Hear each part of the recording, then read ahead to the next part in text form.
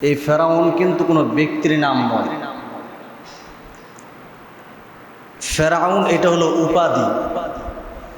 এটা কি উপাধি? যেমন আমাদের এখন বর্তমান প্রধানমন্ত্রীকে তারেক রহমান, ওনার নাম কি প্রধানমন্ত্রী? কথা কয় না, কথা বলতে হবে। প্রধানমন্ত্রী, ওনার নাম কি? তারেক রহমান, কিন্তু ওনার উপাধি হচ্ছে প্রধানমন্ত্রী, স্বরাষ্ট্রমন্ত্রী, এরপরে প্রাইম মিনিস্টার। এগুলো কোনো নাম না, এগুলো হলো উপাধি।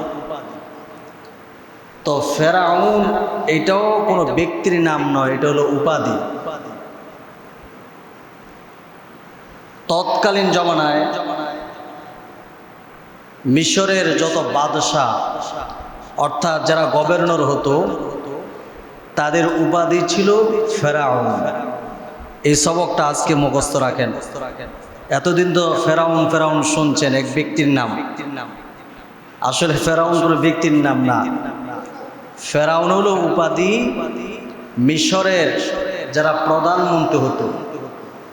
মহতারাম হাজরিন, সম্মানিত ভাইয়ের আমার, তাহলে আমরা আজকে যে ফেরাউনের আলোচনা করব, এই ফেরাউনের প্রকৃত নাম কি? আজকে আমরা যে প্রধান ফেরাউনের আলোচনা করব, তার প্রকৃত নাম কি? আমি গুগলে সার্চ দিয়ে দেখছি, এই ফেরাউনের প্রকৃত নাম হচ্ছে রামসিস। নাম কি? রামসিস। আবার কেউ কেউ বলেছেন মিনফাতা। আমরা যে ফেরাউনের আলোচনা করব তার প্রকৃত নাম হলো রামসিস বা মিনফাতা। আবার কেউ কেউ বলেছেন কাবুস। তাহলে তিনটা নামই আমরা পাইলাম। ফেরাউন আসলো কোথা থেকে? বলে সেও মিশরের বাদশা ছিল, এই জন্য তার উপাধি ফেরাউন দেওয়া হয়েছে। সম্মানিত হাজরিন, দেখবেন এক লোকের নাম হচ্ছে আব্দুর রহমান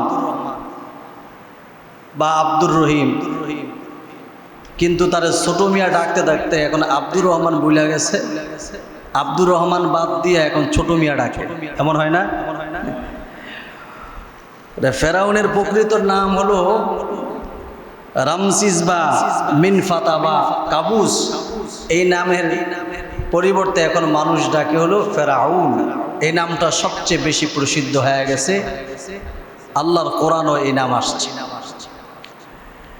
সম্মানিত হাজরিন, ফেরাউন কিভাবে রাজা হলেন, কিভাবে এত বড় রাজপ্রাসাদের মালিক হলেন, একটু জানা দরকার আছে না?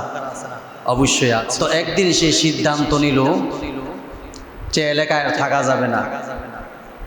কি করবে? বলে মিশরে চলে যাব। মিশরে চলে যাব, সেখানে ব্যবসা বাণিজ্য করব, চাকরি করব, যেই টাকা পাবো বাপ মারে পাঠাইব ইত্যাদি। যেমন আমরা আমাদের সন্তানগুলোকে বিদেশের বাড়িতে পাঠাই, তখন ফেরাউন সে চিন্তা করলে এলাকায় থাকা যাবে না, এলাকার তো হতে দরিদ্র, কি করব, এলাকায় কাজ কাম নাই, বিদেশের বাড়িতে চলে যাই। সে সিদ্ধান্ত নিল আমি মিশরে চলে যাব। তো মিশরে যাওয়ার উদ্দেশ্য রওনা দিয়েছেন। পথের মধ্যে দেখা হয়ে গেল হামানের সাথে। হামানের সাথে দেখা হওয়ার পরে আগে কোনো সময় তো পরিচয় ছিল না, তো এক কথায় দুই কথায় এদের বন্ধুত্ব হয়ে গেল হামানের সাথে। তো দুই বন্ধু একসাথেই চলতেছে। হামান বলতেছে, বন্ধু তুমি কোথায় থেকে আসছো, কোথায় যাইবা? বলে আমার গ্রাম হলো অমুক এলাকায়, আমি মিশরে যাব। বলে কেন? মিশরে যাব কাজ কাম করার জন্য, একটু ঘোরাঘুরিও হবে, শহরটাও দেখলাম, পাশাপাশি আমার একটা কাজের ব্যবস্থা হলে আমি একটু ভালোভাবে চলতে পারব। বলে তোমার সাথে আমিও যাব। তো চলো। হামান আর ফেরাউন মিশরের উদ্দেশ্যে রওনা দিয়েছে। মেঠু পথ দিয়ে যাচ্ছে, কিছু দূর যাওয়ার পরে দেখলো কিছু লোক ওনারা জমি থেকে এক ধরনের ফল, যেই ফলটাকে বলা হয় খরমুজ। আমি গুগলে সার্চ দিয়ে দেখলাম খরমুজ। খরমুজ ফলটা হলো তরমুজের মতো, উপর দিয়া কালার হলো, আপনারা ক্ষীরাই খাইছেন না? ক্ষীরায় কিছু কিছু ক্ষীরার উপরে দেখবেন কেমন জানি কালার, সাদা সাদা ফুটফুট। তো এই খরমুজ হলো এমন জাতীয় একটা ফল, কিন্তু ভিতরে কাটলে দেখা যায় তরমুজের মতো। দেখছেন না? এখন মোটামুটি বাংলাদেশে অনেক জায়গায় পাওয়া যায়। আগে এটা দেখতাম না, এই কয়েক বছর ধরে এটা দেখতেছি। এই ফলটা, এই খরমুজ তারা কাটতেছে। তো তাদের কাছে গিয়ে দুই বন্ধু বলল, আমরা খুব ক্ষুধার্ত, আমাদেরকে দুইটা খরমুজ দিবেননি? তখন ওই চাষি বলল, তোমরা দেখতে তো একটা মোটা সোটা দেখা যায়, সুটাম দেহের, চেহারা শুরু তো ভালো, কিন্তু মানুষের কাছে চাও কেন? এটা কোন অভ্যাস? সবার কাছে পাইলো, আমার কাছে পাইবা না, না করে দিস। তো দুজনই তো ক্ষুধার্ত, দীর্ঘ পথ হেঁটেছে। তো ওই চাষি বলল, একটা পদ্ধতি আছে, তোমাদেরকে আমি খরমুজ দিব একটা কাজ করলে। বলে কি? এই খরমুজগুলো যদি বাজারে বিক্রি করতে পারো, ওই টাকা যদি আমার হাতে দিতে পারো, তাহলে তোমাদেরকে দুইটা খরমুজ দিব। তো ফেরাউন বলল, সমস্যা নাই, আপনার খরমুজগুলো আমি বিক্রি করে দিব, সমস্যা নাই। মাথায় বোঝা নিয়ে রওনা দিয়েছি। পেছন দিক দিয়া মালিক ডাকতেছে, তুমি যে খরমুজ বিক্রি করে আমার কাছে টাকা দিবে, এর কি গ্যারান্টি আছে? তোমাদের দুইজনকে কাউকে তো আমি চিনি না, বাড়ি কই ঘর কই, এতগুলো খরমুজ যদি নিয়ে যাও, বিক্রি করে যদি টাকা নিয়ে যাও গা, তাহলে আমি তো অনেক বড় লসে পড়ে যাব। তোমাদেরকে তো বিশ্বাস করা যায় না, কারণ তোমাদের বাড়ি ঘর কোথায় কিচ্ছুই জানি না। একটা কাজ করো, তোমরা দুইজন তো, একজনকে আমার কাছে রেখে যাও। তুমি যতক্ষণ পর্যন্ত না আসবা, ততক্ষণ পর্যন্ত তোমার এই বন্ধুকে ছাড়া হবে না। ফেরাউন বলল, ঠিক আছে। তার বন্ধু হামানকে রেখে গেল। সে এই খরমুজগুলো বাজারে নিয়ে গেল, বিক্রি করে ওই টাকাগুলো মালিকের কাছে দিল, চাষির কাছে। বিনিময়ে তাদের দুইটা খরমুজ দিল। দোনো বন্ধু পেট ভরে দুইটা খরমুজ খাইল। এখন চাষি বলতেছে, এই দুইটা লোক তো খুব ভালো, আমানতের খেয়ানত করে না, বিশ্বস্ত মনে হয়েছে।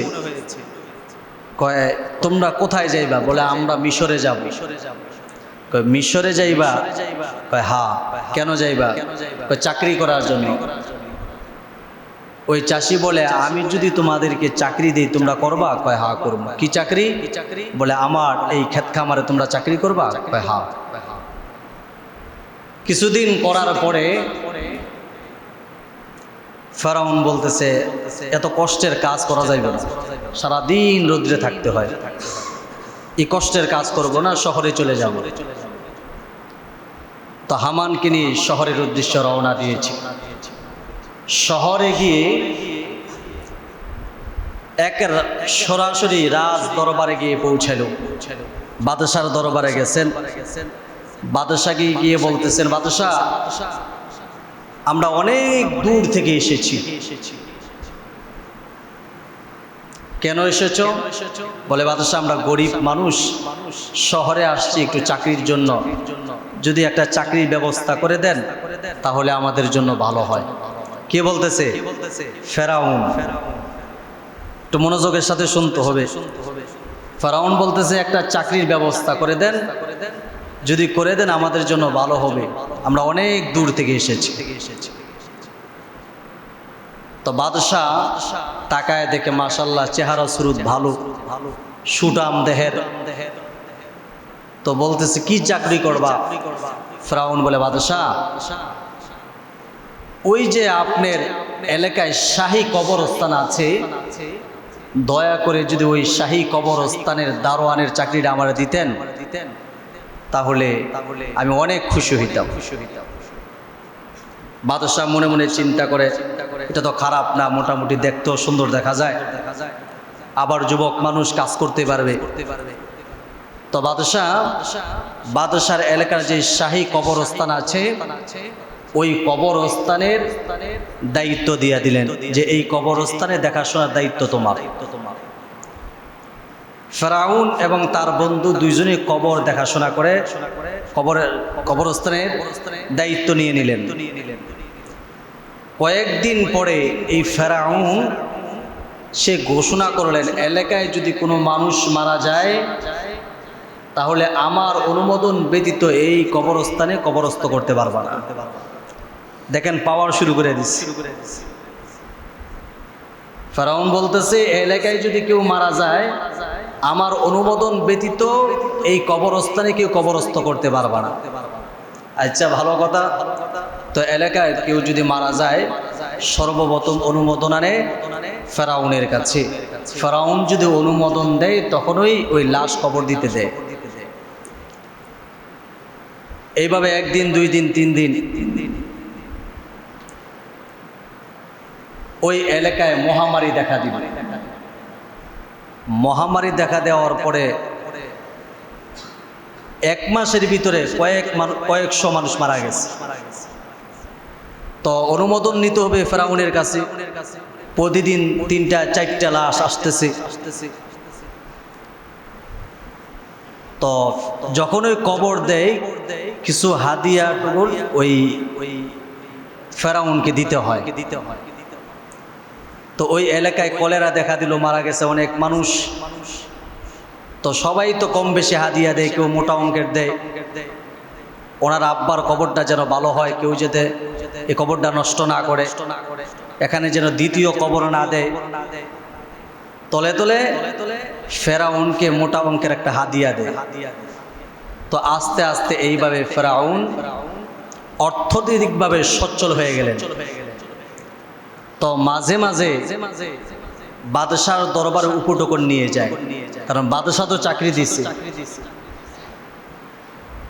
তো মাঝে মাঝে ফল ফ্রুট ইত্যাদি কাপড় চোপড় বাদশার দরবারে নিয়ে যায় বাদশার জন্য, যাতে করে বাদশাহ খুশি হয়, বাদশার নজরে যেন ফেরাউন আসে। দেখেন তার কৌশল কেমন। এই ফেরাউন যখন মাঝে মাঝে বাদশার দরবারে যায়, বাদশার জন্য উপটোকন নিয়ে যায়, বাদশার নেক নজর ফেরাউনের উপর পড়ে গেছে।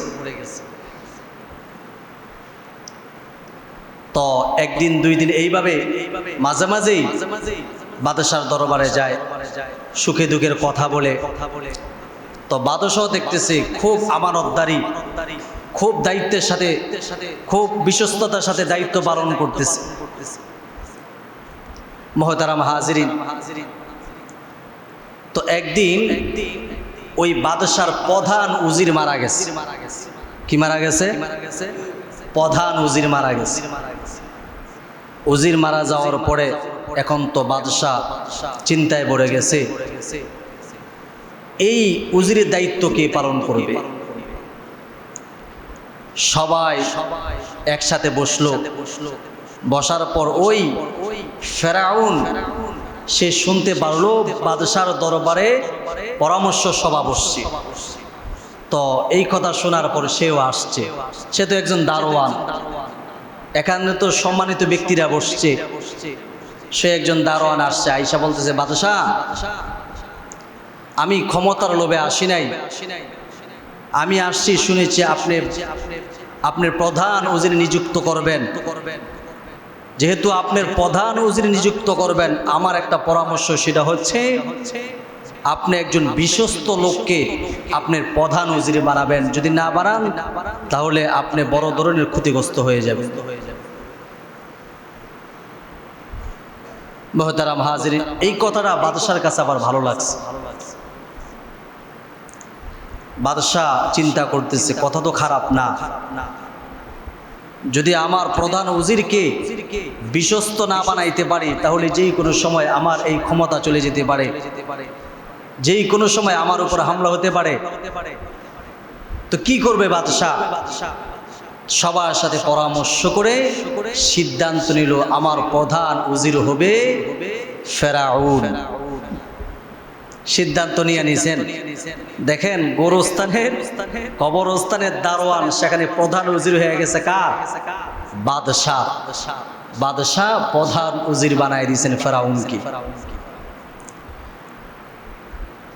তো কয়েক বছর এইভাবে যাচ্ছে। আবার আল্লাহর কি কুদরত, ওই দেশে আবার মহামারী দেখা দিল। সে কিন্তু প্রধান উজির হয়ে গেছে ফেরাউন। তো কয়েক বছর পরে যখন মহামারী দেখা দিল, নুনানিতে পান্তা পড়ায়, কষ্টে কাটে দিন, চোরা শোধে দিচ্ছে তাকে মাথার বোঝা ঋণ। মানে ওই এলাকায় দুর্ভিক্ষ দেখা দিল। মানুষ ঠিকমতো খাইতে পারে না, খাবার নাই। তো 2 বছরের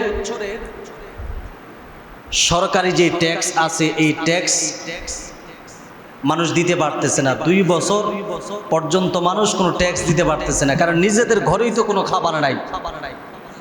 এদিক দিয়ে রাজ্যের অবস্থা খুব খারাপ। বাদশাহ ঘোষণা করলো, তোমাদের যাদের ট্যাক্স বাকি আছে, খাজনা বাকি আছে, এই ট্যাক্স খাজনা তোমরা তাড়াতাড়ি পরিশোধ করো। আর যদি না করো তাহলে যে কোনো সময় তোমাদের উপর গ্রেফতারি পরোয়ানা জারি হতে পারে। বাদশাহ এই ঘোষণা দিল। মানুষ মনে মনে চিন্তা করে, খাইতেই পারি না, আবার খাজনা দিব কেমনে? দেশে যে দুর্ভিক্ষ দেখা দিয়েছে, নিজের পরিবারকে নিয়েই তো থাকতে পারতাছি না, আবার বাদশাকে আমরা ট্যাক্স দিতে হবে, খাজনা দিতে হবে। সবার মনটা খারাপ। তো এই সুযোগে ফেরাউন বাদশাকে বলল, বাদশাহ খাজনা কি মাফ করা যায় না? বাদশাহ বলতেছে, যদি খাজনা মাফ করে দেই তাহলে রাজ্য চালাবো কিভাবে? জনগণের টাকা দিয়েই তো এই দেশ পরিচালনা করি, চালাই। কিন্তু আমি যদি খাজনাই মাফ করে দেই তো দেশ চলবে কেমনে? বাদশাহ এই দায়িত্বটা আমার উপরে ছেড়ে দেন, আমি জনগণকে যেইভাবে পারি বুঝাবো। আচ্ছা ঠিক আছে, তুমি পারবা। তো ফেরাউন দেশের যত মানুষ আছে সবাইকে একসাথে ডাকলো। ডাকার পরে বলতেছে, বাদশাহ এই ঘোষণা দিয়েছে, তোমাদের 1 বছরের ট্যাক্স মাফ করে দিয়েছি, আর 1 বছরের ট্যাক্স এটা আমি ফেরাউনের পক্ষ থেকে তোমাদেরকে দিব। মানুষ যখন এই ঘোষণা শুনলেন যে 1 বছরের ট্যাক্স সরকার মাফ করে দিয়েছে, আর 1 বছরের ট্যাক্স ফেরাউন নিজ তহবিল থেকে দিবে, এটা তো খুশির খবর। এমন উজিরই তো আমাদের দরকার, এমন উজিরই তো আমাদের দরকার। সবার একেবারে কলিজার পাত্র হয়ে গেছে ফেরাউন। ফেরাউন এই যে সুযোগটা পাইছে, সে এই এতগুলো টাকা কোথার থেকে দিয়েছে? ওই যে কবরস্থানের দারোয়ানের দায়িত্ব ছিল।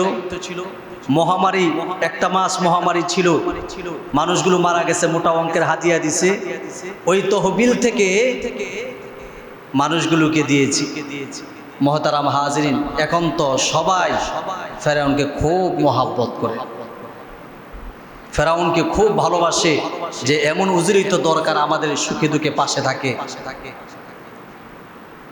তো কয়েকদিন পরে ওই দেশের বাদশাহ মারা গেছে। বাদশাহ মারা যাওয়ার পরে এখন এই বাদশাহী দায়িত্বকে নিবে। দেশের সমস্ত সম্মানিত ব্যক্তিবর্গরা বসলেন, এই বাদশার দায়িত্ব কে পালন করবে, কারে বাদশাহ বানানো যায়? সবাই পরামর্শ করলেন। একজন দাঁড়ায় বললেন, আপনারা যাই বলেন না কেন, এই বাদশার একমাত্র উপযুক্ত হচ্ছেন ফেরাউন। ফেরাউন ছাড়া এই চেহারের মালিক আর কেউ হতে পারবে না। যোগ্য ব্যক্তি একমাত্র ফেরাউন। এই ফেরাউনকেই বাদশাহ বানান। যখন ওই ব্যক্তি বলল, সাথে সাথে রায় হলো আজকের পর থেকে এই বাদশার দায়িত্ব ফেরাউনই হবে। দেখেন ফেরাউন কোথায় ছিল, কোথায় চলে আসছে। মুহতারাম হাজিরিন, সম্মানিত ভাইয়ের আমার, ফেরাউন ক্ষমতার মসনদে বসলেন, রাজ্য খুব সুন্দরভাবে চালাচ্ছেন। তো ওই যে উজির, ওই যে তার বন্ধু হামান, সে তো এখনো কবরস্থানের দায়িত্বে আছে। তার সেখান থেকে নিয়ে আসলো, নিয়ে আসার পর প্রধান উজিরের দায়িত্ব দিল হামানকে। তো দুই বন্ধু খুব সুন্দরভাবে রাষ্ট্র চালাইতেছে। কিছুদিন যাওয়ার পরে ফেরাউন তার বন্ধুকে, হামানকে বলতেছে, বন্ধু, আমার অনেক দিনের স্বপ্ন, এই স্বপ্নটা আবার পূরণ করতে হবে। বলে কি স্বপ্ন? খোলাসাভাবে বলো। বলে আমার স্বপ্ন হলো আমি তো খোদা হইতে চাই। জোরে কর নাউজুবিল্লাহ। আমি খোদা হইতে চাই, আমারে মানুষ সিজদা করবে। আমি জানি এক আল্লাহ আছে, উনি আমাকেও সৃষ্টি করেছেন, কিন্তু আমি চাই এই সারা পৃথিবীতে আমাকে যেন খোদা মানে। হামান বলতেছে, বন্ধু চিন্তা করছো তুমি কোথায় ছিলা, কোথায় আসছো? তুমি তো একজন সাধারণ ফ্যামিলির মানুষ ছিলা, সেখান থেকে তুমি বাদশার শাহী কবরস্থানের পাহারাদার ছিলা, সেখান থেকে তুমি রাজ দরবারে আসলা, আজকে তুমি বাদশার দায়িত্ব পেলা। এখন যদি তুমি খোদাই দাবি করো, তোর তোমার তো মানুষ ছাড়বে না। কারণ ওই সময় হযরতে ইউসুফ আলাইহিস সালাতু ওয়াস সালামের অনুসারী ওনার উম্মতগণ ছিল।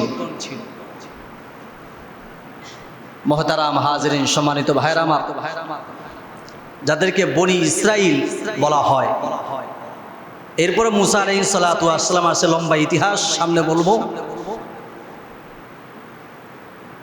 তো হামান বলতেছে, বাদশাহ, যদি এই মুহূর্তে আপনি খোদাই দাবি করেন তাহলে আপনার খবর আছে।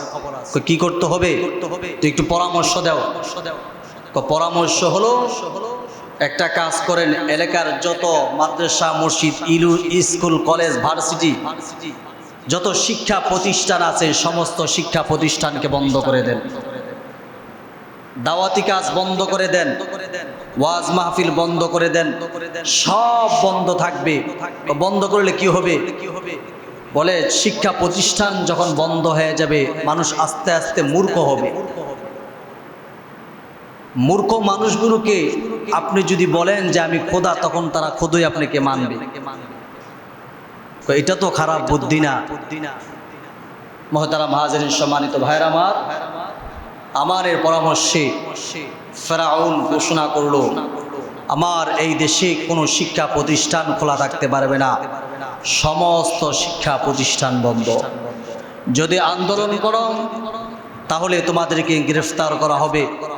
সমস্ত শিক্ষা প্রতিষ্ঠান বন্ধ করে দিল। শিক্ষিত মানুষ আস্তে আস্তে মারা গেল। দিন দিন অশিক্ষিতের, মুহতারাম হাজিরিন, পুরা সমাজ ছয়লাভ হয়ে গেছে। ফেরাউন দেখলো সমস্ত মানুষগুলো মূর্খ হয়ে গেছে, আমি যেইটা বলবো ওইটাই মানবে। ফেরাউন ঘোষণা করে দিল, ফাহাশারা ফানাদা, আমার রাজ্যের যত মানুষ আছে সব একত্রিত হও।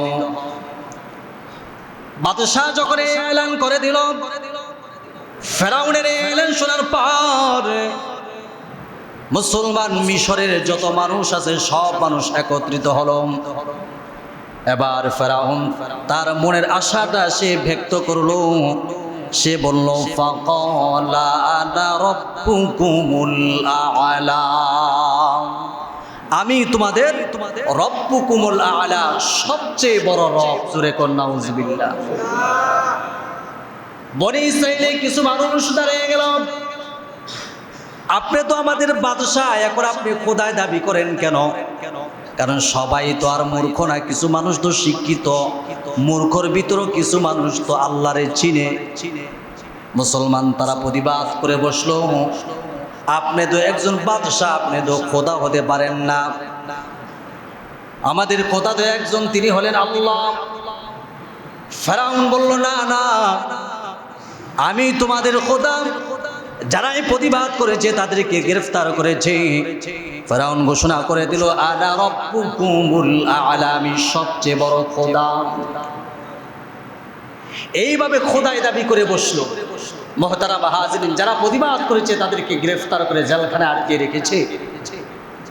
এখন আর বাকি যারা মূর্খ তারা তো তাকে খোদা মেনেই নিয়েছে।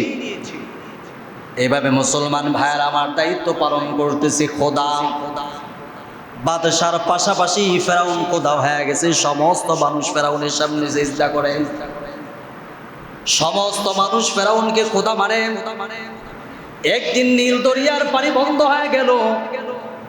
সমস্ত মানুষগুলো ফেরাউনের কাছে এসে বলতেছে, ও খোদা, আমাদের নীল দরিয়ার পানি তো বন্ধ হয়ে গেছে, আমাদের পানির প্রয়োজন, আমরা চাষাবাদ করতে পারতেছি না। ফেরাউন কিছু লোককে নিয়ে পাহাড়ের দিকে চলে গেল। সৈন্য বাহিনীদেরকে পাহাড়ের পাদদেশে রেখে ফেরাউন পাহাড়ের চূড়ায় উঠে পাগুলো উপরে দিয়া, মাথা ডাটির যে দিয়া আসমানের মালিক রব্বে কারিমকে ডেকে ডেকে বলে, আল্লাহ, আমি তো জানি আপনি রব, আপনি ছাড়া এই পৃথিবীতে আর কোনো রব নাই। আমার রব, সবার রব। ও আল্লাহ, আমি আখিরাত চাই না, দুনিয়া চাই। আমার আশাটা আপনি পূরণ করেন, আমি আখিরাত কিছুই চাই না। ওই যে নীল নদীর পানি একেবারেই ফুরিয়ে গিয়েছে, মেহেরবানি করে নীল নদীর পানি দাও। মুসলমান ভাইরা আমার, ফেরাউন এইভাবে কান্নাকাটি করতেছে, সিজদায় পড়ে আছে। আল্লাহর কুদরতি কলিজায় জোশ লেগে গেল। আল্লাহ রাব্বুল আলামিন ফেরাউনের চোখের পানি দেখে সহ্য করতে পারে না। আল্লাহ বলে, ফেরাউন রে, এই পানি না চায়া যদি তোর অপরাধের কথা আমার কাছে বলে তওবা করতি, আমি আল্লাহ রাব্বুল আলামিন তোর জিন্দেগির গুনাহগুলো মাফ করে দিতাম। কিন্তু ফেরাউন বলতেছে, আল্লাহ, আমার গুনাহ মাফ করার প্রয়োজন নাই, আমি জান্নাত চাই না, আমি দুনিয়ায় চাই। আল্লাহ, তুমি আমারে দুনিয়ায় দিয়া দাও। আমি যেহেতু খোদা দাবি করেছি, যদি পানি না আসে মানুষগুলো আমাকে বিশ্বাস করবে না। আল্লাহ রাব্বুল আলামিন ফেরাউনের দোয়া কবুল করলেন। সাথে সাথে মুহূর্তের ভিতরে খবর আসলো, নীল নদী পানিতে ভরপুর হয়ে গিয়েছে। মুহতারাম হাজরিন, ফেরাউনের দোয়া কবুল করলেন। মুহূর্তের ভিতরে নীল নদ একেবারে পানিতে ভরপুর হয়ে গেছে। এখন তো মানুষ করছে, আরে বাবা রে বাবা, এটাই তো আমগো বড় খোদা। দেখছেন, আমগো খোদায় নীল নদীতে পানি ছিল না, একেবারে ভরপুর পানি এনে দিয়েছে। এখন তো আগে যতটুকু বিশ্বাস ছিল, এখন আরো বেশি বিশ্বাস বাইরে গেছে। আল্লাহ রাব্বুল আলামিন বলেন, ওয়া ইদা মাসাল ইনসানু যুররু দাআনা লিজামবিহি আও কাঈদান আও কাঈমা ফালাম্মা কাশাফনা আনহু দুররহু মাররা কাআন লাম ইয়াদউনা ইলা দুররিন মাসসা। আমাদের সমাজে এমন কিছু মানুষ আছে, যখন তাদের উপর বিপদ মুসিবত আসে, তারা শুয়ে বয়ে দাঁড়িয়ে যেইভাবে পারে আল্লাহরে ডাকে। ওয়া ইদা মাসাল ইনসানা দুররু দাআনা লিজামবিহি আও কাঈদান আও কাঈমা, শুয়ে দাঁড়িয়ে বসে আল্লাহকে ডাকে। যখন আল্লাহ রাব্বুল আলামিন তার উপর থেকে মুসিবত সরিয়ে নেয়, তখন আল্লাহরে ভুলা যায়। এমন আসারা হয়। এতক্ষণ ফেরাউন বলতেছে, আল্লাহ তুমি আমার রব, যখন পানি আয় পড়ছে এখন হে কি তুমি আমার রব, আমি তো সবচেয়ে বড় রব, আনা রব্বুকুমুল আ'লা। জোরে কোন নাউযুবিল্লাহ।